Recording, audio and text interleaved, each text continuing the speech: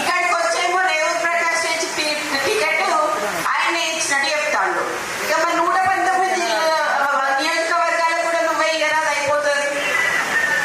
ఏదైనా కాంగ్రెస్ లా గుర్తుపెట్టుకో రేవంత్ రెడ్డి, అధిష్టానం నిర్ణయిస్తుంది తప్పితే ఇక్కడ సీల్డ్ కవర్ సీఎం ఉందని తప్పితే సీఎం అనేది కుర్చీని కాపాడుకోవాలనంటే కొంచెం నిబద్ధతలు ఉండాలి. ఎవరినైనా కార్యకర్తలని లీడర్లని కాపాడుకోవాలి. కొన్నమూరు లాంటి లీడర్ని కాపాడుకోకుండా ఈ రోజు చాలా పెద్ద తప్పు చేస్తున్నాం అని చెప్పి నేను చెప్తాను మీకు.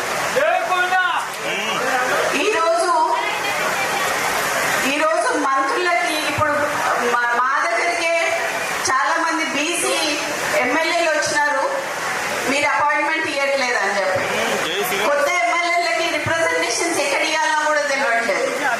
మంత్రులు ఏమైనా సంతకాలు అవుతున్నాయి అంటే అవి అవ్వట్లేదు. మీరు ఏం చేస్తున్నారు?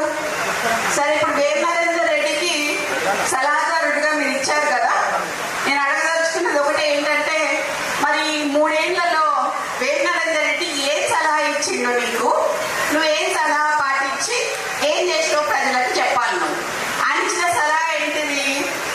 నీ తమ్ముడు ఒక షెల్ కంపెనీ పెడితే 200 కోట్ల ఆస్తి ఉన్న ల్యాండ్, గవర్నమెంట్ ల్యాండ్ నువ్వు దారదత్తం చేసినావు నీ తమ్ముడికి.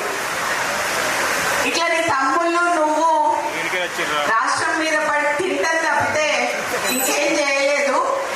అట్లాంటిది నా ఇలాకాకు వచ్చి, కొండ ఇలాకాకు వచ్చి రేవంత్ ప్రకాష్ రెడ్డిని మళ్ళీ గెలిపించమని చెప్పడంలో మీ ఆంతర్యం ఏంటిది అని అడుగుతున్నా నేను ఇవాళ.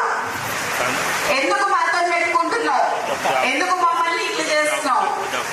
మేము కాకతనోళ్ళమమ్మా, మాకు వ్యవసాయం వచ్చి కానీ ఊడిగం చేయటం రాదు. మేము పద్మశాల వాళ్ళం, మాకు మేత నేయటం వచ్చి తప్పితే ఊడిగం